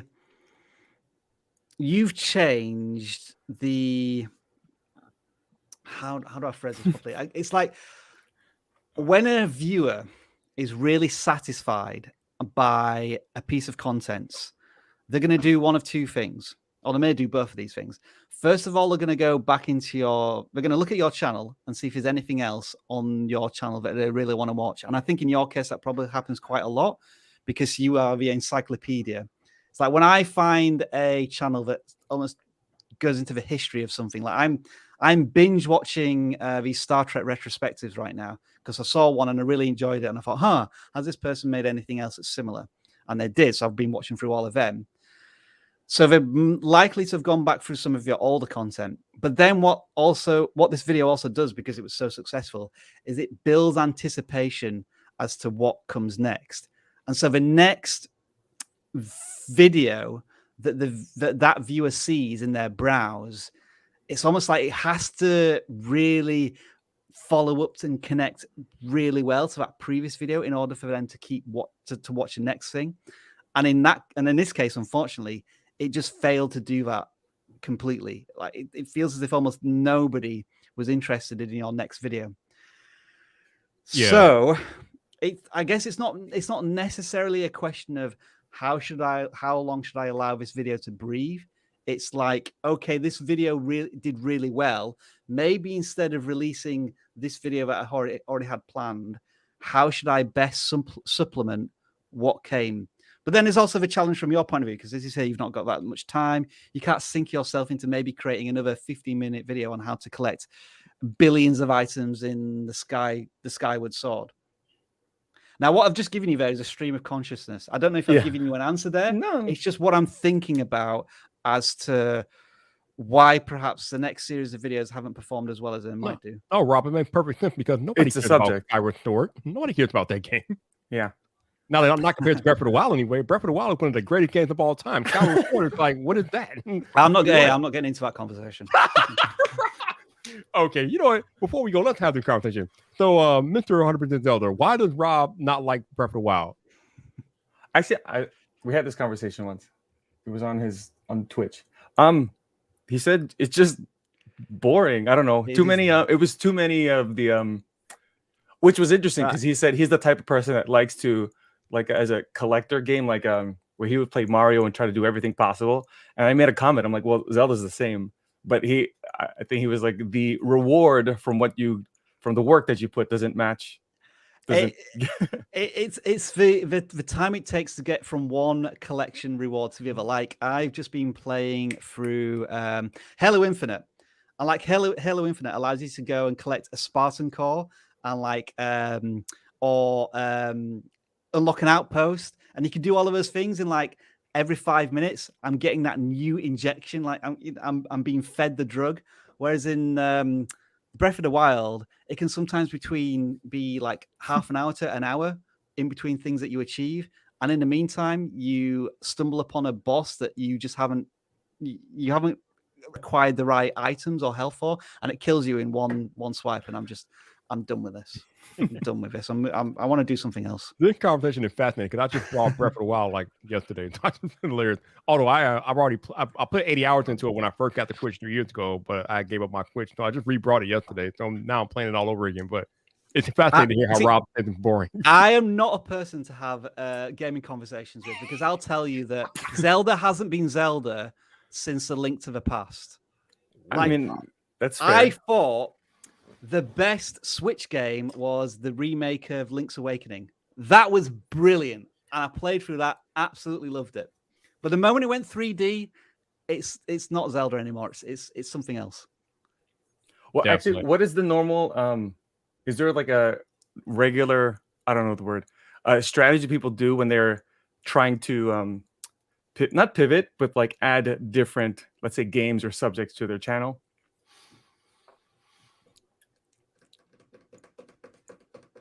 Or for the way I am, I'm just doing it, and then I'll figure out what happened. Figure out what happens. Yeah, well, I didn't hear. What was the question again?